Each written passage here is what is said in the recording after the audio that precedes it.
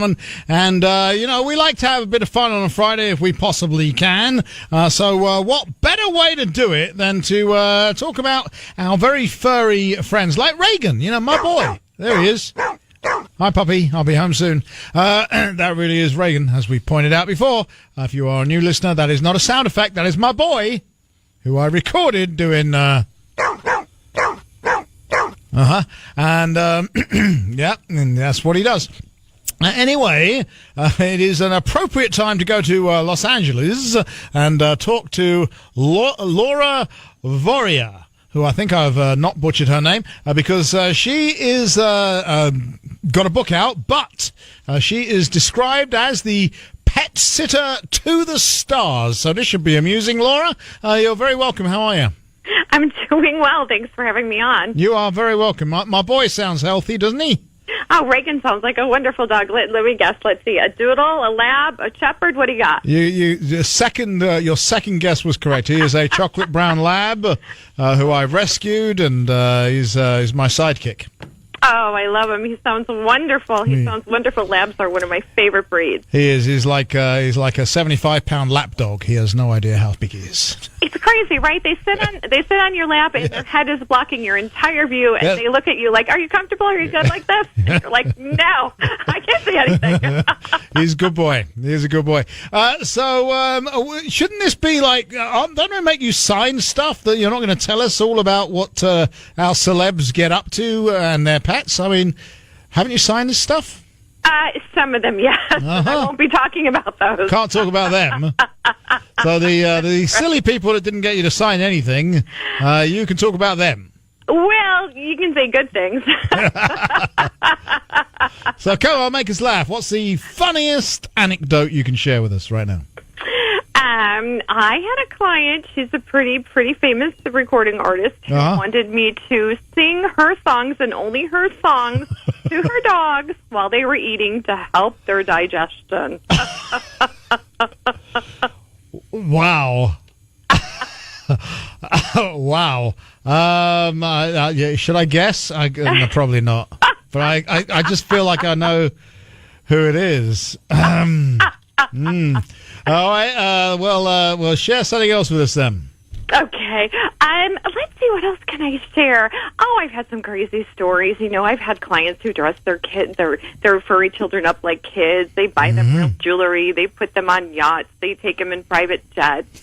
They close down spas so that their dogs can have spa treatments. And, they have little weddings for their dogs. They have pup parties. You name it. They are getting spoiled. That's for sure. Yeah.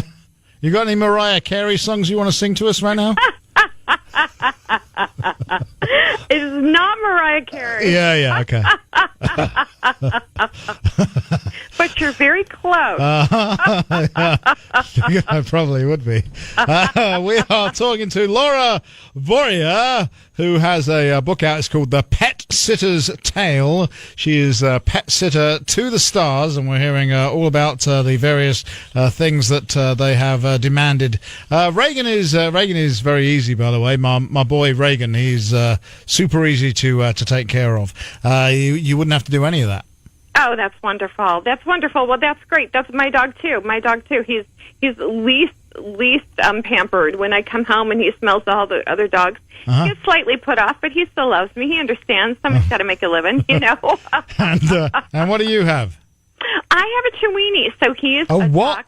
I know. People say, what is that? But they're getting kind of popular. Back in the day when I was growing up, we would just call them, he's a mix. He's just, Wait a minute. That sounds like a pretend dog. It's got weenie in the end of it. I mean, how big is this thing? What's it weigh? I know. He weighs 17 pounds. Really? Reagan would describe that as probably 2 bites. 2 bites, right. Well, you have a big one. Your dog is pretty big. That's pretty big for a lab. Yeah, 7 pounds is 1 bite. That's what he calls them, 1 bite. 1 bite. Yeah. Does he like other dogs? Does Reagan get along with He's super friendly, yes. Yeah. But he's scared of little dogs. Oh, he's scared of little dogs. Yeah, he doesn't like little dogs. He's scared. He'll see a little dog half a block away. He'll start crying. Oh. And when we manage to put a block between us, then he suddenly becomes the big, strong boy and he starts barking. But there has to be like a full block between us and the little dog before he'll do that. I've noticed that with little dogs, they're like big on the inside, but then sometimes you get these big, aggressive-looking dogs. They're kind of like teeny tiny on the inside, so it's sort of like opposite of what you think they're going to be like. Well, he's not. I mean, he's a lab, so he's not an aggressive dog to start with. He's a lab. I've never met a mean lab. No, never. But he doesn't like little dogs. He's scared of little dogs. But anyway, whatever. Okay, so not Mariah Carey songs. You were not having to sing. What other weird and wacky stuff have you had to do with these pet sitter to the stars? What are the stars making you do? Oh, gosh. Well, they want fancy notes about what kind of day their dog had. They want their dogs to interact with the right types of dogs. The right class of dog. Even the dogs are climbing. By the way, can you sing any Celine Dion numbers? I'm just curious. I'm not Celine, no. And that's so funny, She asked me to sing her songs, and I said, well, I'm not even a good singer. She said, that's okay. The dogs don't mind. I said, okay, then. I'll sing it. All right. So if I've got my boy Reagan, I've got him. There he is. So what advice do you have for Reagan? You can hear him now. Oh, he sounds just wonderful. Well, make sure you exercise him a lot, and make sure you give him nutritionally sound food. I see every day a bunch of these foods that are being recalled because they find all sorts of dangerous drugs in them. So just make sure that, you're keeping him well fed and you're not making him fat, because labs, like all of us, they love food. Yes. And, oh, my God, I bet you he's food motivated, isn't he? Well, he's very food motivated, but he's on a strict diet, and I can only get his food from the vet. Yeah. He's cost me a fortune, this dog. I know this rescue dog has cost me an absolute fortune. I believe it. He has a sensitive stomach, doesn't he? He probably needs like that hydrolyzed protein or something. He does, and he's got skin issues and all kinds of stuff. So anyway, that's enough about him. So you're the owner of your dog's best friend in LA, right? Yes, that's right. And you're a passionate advocate for animal rights. Now we always have to be careful about figure out what that means here in Iowa, because some people are coming after our the food. Yeah, it's true. Well, I'm from Chicago myself, the Midwest, so I have a lot of compassion for people that are, born and bred in the Midwest and live on farms and are meat eaters and things like that. But, I kind of stick to the kind of the pets, the dogs and cats I work with, the rescue down the street and local shelters. And, I'm a big advocate for adopt, don't shop. I really like to see people like yourself adopt dogs from the shelter and from the pound, because there's so many perfectly good pets available there, and a lot of them are being put to sleep. So I'm a big fan of that as well. And Reagan's the best dog I've ever had. I believe it. He really is. They're all special, but I always think there's one, right? There's always going to be one you're going to remember over and above the other ones. Your canine soulmate. And Reagan's that guy.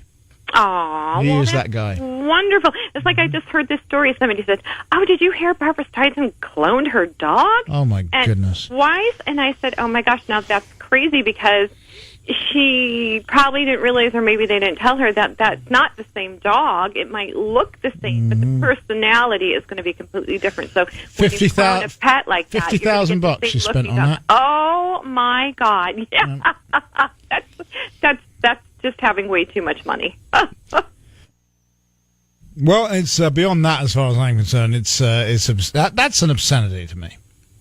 It is obscene, isn't it? I mean, just to go and clone your pet because you can. I mean, what a shame. She even if she didn't want to go to the pound or the shelter, she could have gotten a dog that somebody said, hey, this dog is just as wonderful as a dog that you cloned or even got from a breeder. I mean, for myself, I'm against breeding as well. I know people say, oh, but I'm a breeder and this and that.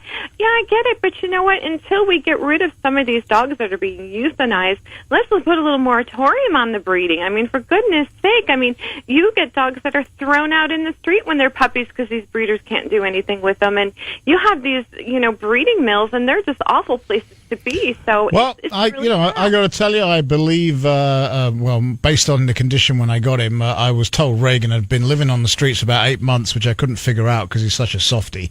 But I wasn't even sure it was a chocolate brown lab when I got him. He was predominantly orange with very, very short, coarse hair. It wasn't even fur. But 2 weeks of feeding him properly, and he's no question what he is. But look, breeders fulfill a role as well. I'm not anti-breeder, but I'm certainly anti-puppy mill. We don't need any of that. Awful. Yeah. The puppy mills are awful. There's a great documentary out about the puppy mills. There's big ones all over the United States, but they have armed guards at them. They won't let just anybody walk in. They don't want to get shut down.